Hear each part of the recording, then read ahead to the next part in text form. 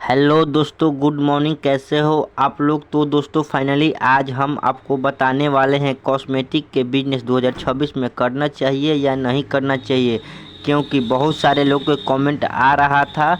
बहुत सारे लोग कमेंट कर रहे थे कि भाई हम कॉस्मेटिक दुकान या फेरी का काम स्टार्ट कर रहे हैं, और मुझसे कमेंट में पूछ रहे थे कि भाई 20 से 25 हज़ार की नौकरी छोड़कर हम क्या कॉस्मेटिक के काम कर सकते हैं, और हम कितना एक दिन में प्रॉफिट कमाएंगे, और कितना मेहनत पड़ेगा, और एक दिन में हमारा फुल इनकम कितना होगा। तो ऐसे बहुत सारे लोगों के कमेंट आ रहा था, और बहुत सारे लोग ये भी सोच रहे हैं कि 10 से 20 हज़ार से क्या कॉस्मेटिक का बिजनेस स्टार्ट कर सकते हैं, या हम उतना जो सरकारी नौकरी वाले कमाते हैं उतना कॉस्मेटिक शॉप से कमा सकते हैं। जो लोग आज काम कर रहे हैं 20 से 30 हज़ार कमा रहे हैं महीने के, वो सोच रहे हैं कि अपना काम छोड़ के हम अपना खुद का बिजनेस स्टार्ट करें। तो ऐसे बहुत सारे लोगों के कमेंट आ रहा था कि भाई हमें कॉस्मेटिक बिजनेस करना चाहिए नौकरी छोड़ के, या फिर नहीं करना चाहिए। तो आज हम इसी टॉपिक पर बात करने वाले हैं आप सभी से। आपको बताएंगे कॉस्मेटिक की बिजनेस करना चाहिए या नहीं करना चाहिए अपना नौकरी छोड़ के। और मैं अपना ओपिनियन खुद कहता हूँ कि मैं गुजरात दिल्ली में 20 हज़ार की नौकरी छोड़कर मैं खुद कॉस्मेटिक का बिजनेस स्टार्ट किया हूँ, और आज तक कहाँ तक सक्सेस हूँ, और हम आज तक कितना पैसा कमाए हैं। तो बहुत सारे लोगों को यह भी सवाल है, और ऐसे ऐसे लोगों को कमेंट आता है बहुत लोग का, लेकिन हम आपको इस कॉस्मेटिक की काली सच्चाई बताते हैं।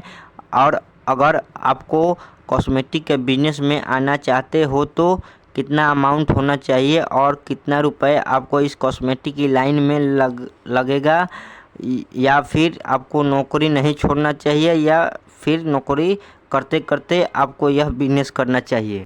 तो दोस्तों मेरा नाम सूरज पटेल है। मेरे चैनल का नाम बिजनेस गरीब का सूरज पटेल है। मैं पिछले 2 सालों से मैं अपना कॉस्मेटिक का शॉप ओपन किया हुआ है।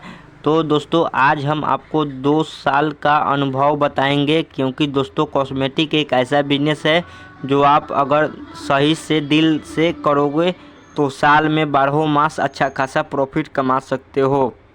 लेकिन दोस्तों काफ़ी लोग सोचते हैं कि 40 से 50 हज़ार लगा के हम कॉस्मेटिक दुकान या फेरी करके हम लाखों रुपए महीने का कमा सकते हैं।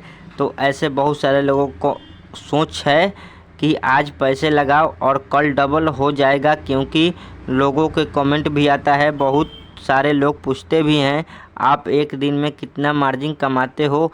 मैं आप लोगों को बस इतना बताना चाहता हूं दोस्तों, मैं इस काम में जब आया था सन 2023 से मैंने यह काम स्टार्ट किया था, और यह दुकान मैंने ओपन किया था, और मैंने काउंटर रेक बनवाया, मतलब पूरा फर्नीचर का काम करवाया और ग्लास लगवाया, और मैंने थोड़ा थोड़ा माल उठाया था जो डेली बिकने वाले सामान थे, जैसे नेल पेंट, पाँव भरनी, बिंदी, काजल, हेयर बैंड, झुमका, टॉप्स, लिपस्टिक, चूड़ी, क्रीम, पाउडर, तेल, साबुन और भी सामान मैंने उठाया था। मुझे फर्नीचर और ग्लास लगाने में लगभग 50 हज़ार रुपये लग गए थे।